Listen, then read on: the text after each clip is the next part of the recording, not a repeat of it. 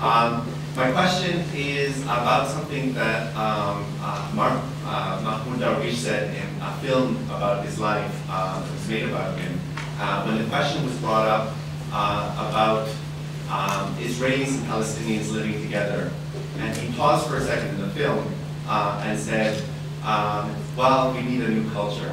As I was listening to you, I started to wonder and reflect if this BDS movement could provide some of that new culture, at least a certain kind of political culture.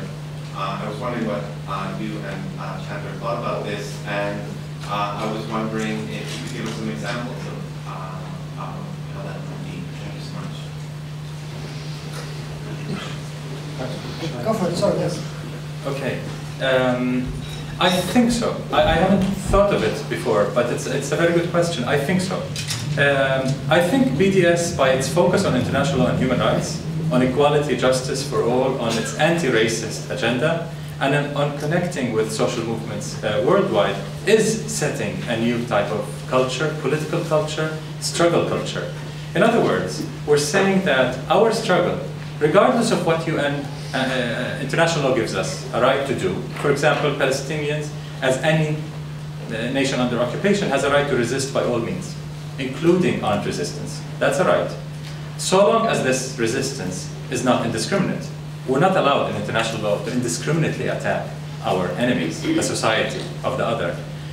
Regardless, in the BDS movement, by adopting this civil, non-violent form of resistance that focuses on rights and on equality ultimately. I mean, we have the term equality in every literature, in every statement we have, which means we're not calling for reversing oppression. We're not calling for becoming stronger so that we can oppress our current oppressors, but getting rid of all oppression, as Paulo Freire has it. So I think we are establishing a new culture based on rights, based on equality and justice, respect for the law and for the rights of others. Can we predict that the future will be so rosy? Absolutely not. I mean, we're dealing with human lives, with societies. It's always dynamic, but at least it's a good intellectual and activist basis to start from, I think. As you mentioned Darwish, and as you mentioned film, let me just say that we have a great many instances of joint culture in the last 20 years, most heartwarming.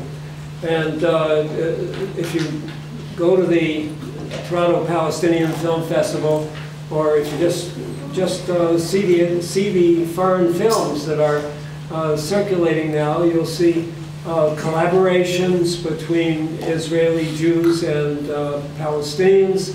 And you probably all know about the musical efforts joint with Daniel Barenboim of Edward Said as long as he was alive, which continued by Barenboim after Edward Said's death.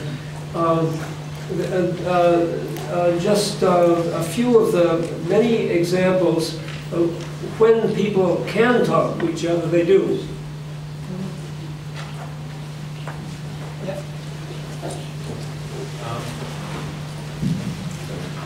First of all, apologies to the audience and for reading my question on my phone. This is in relation to a recent article. The academic Sari Makhousi used the term necropolitics to describe Israel's relationship in administrative bureaucratic practice, political ideology, practice of combat, etc., and the disappearance of power dynamics and language itself to describe the situation. How does this aggressive process of disappearance of necropolitics affect the understanding of BDS organizing, particularly because the South African precedent did not necessitate the willful disappearance of the black population? Yeah, thanks for the question. This is the main difference between Israel and South Africa, is that South Africa wanted to exploit the black majority. Israel wants us to disappear into thin air. That's a major difference. And they do it gradually because a Holocaust is not allowed in the 21st century, not in this region at least. In Rwanda, we had something similar, but not in this Middle East region with all its oil, instability to that level, it cannot be afforded. That's why, as Ilan Pape says, if Israel is not committing en masse ethnic cleansing, let alone genocide, not for ethical reasons, but for very practical reasons. It cannot lose the reason why it was established in the first place. I mean, all this sympathy in the West, it will lose it entirely. But I think we're beyond that stage of bureaucratic hurdles and slow ethnic cleansing and so on. We're up to what Richard Falk, UN Rapporteur for Human Rights, calls acts of genocide. A team of legal experts sponsored by the Arab League immediately after Cast-led the Israeli aggression on Gaza came up with the conclusion that Israel has committed acts of genocide. You cannot yet call it a crime of genocide because in international law you have to prove the intention. And you know lawyers, they can discuss it forever, whether there's intention or not. But anyway, at least we know there are acts of genocide being committed. Willfully contaminating the water supply, destroying the sewage system, making water and sewage mix, and preventing equipment from entering Gaza that would fix this problem cannot be but intentional. So this is far worse than anything that is happening in the West Bank or in the Naqab Desert, the Negev Desert. The slow, ongoing process of ethnic cleansing is continuing everywhere, with building the colonies, the wall, and so on, depriving us of our access to water. It's happening. But the worst, I think, is the genocidal aspect of Israel's war, which is intensifying. This is why it has become much more urgent to do BDS now. We cannot afford to wait 25 years like South Africa. We'll be all gone by then.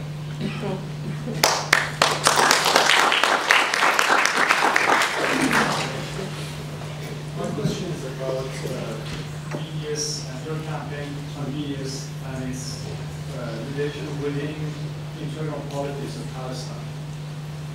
I'm particularly interested because you said that BDS is right-based, right? A right-based campaign.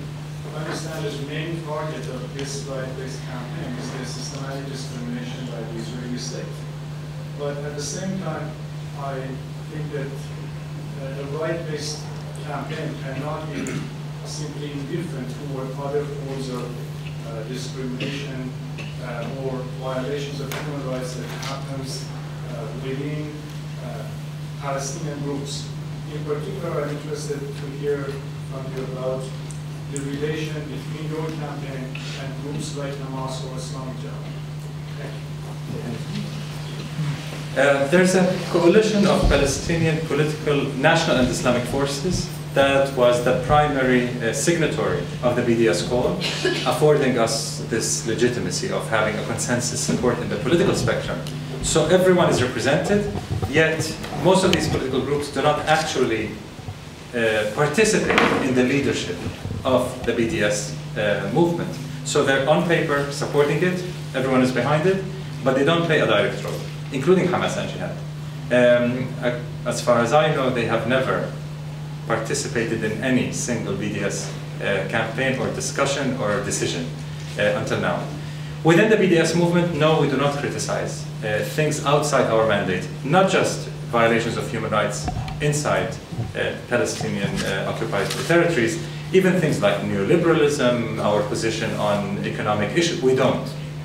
This is not the place to do that. This is a movement that is struggling on a very, very clear mandate with certain tactics. We do that kind of politics elsewhere. Palestinians don't just have the BDS movement. Each one of us is active in several other movements where we do criticize. I personally have consistently criticized Hamas's violations of women's rights and human rights in general in the Gaza Strip on Hamas's radio. They had no idea I would do that, so they interviewed me on BDS, and knowing my position on the PA, because I called the PA complicit in the war on Gaza, so they gave me the red carpet.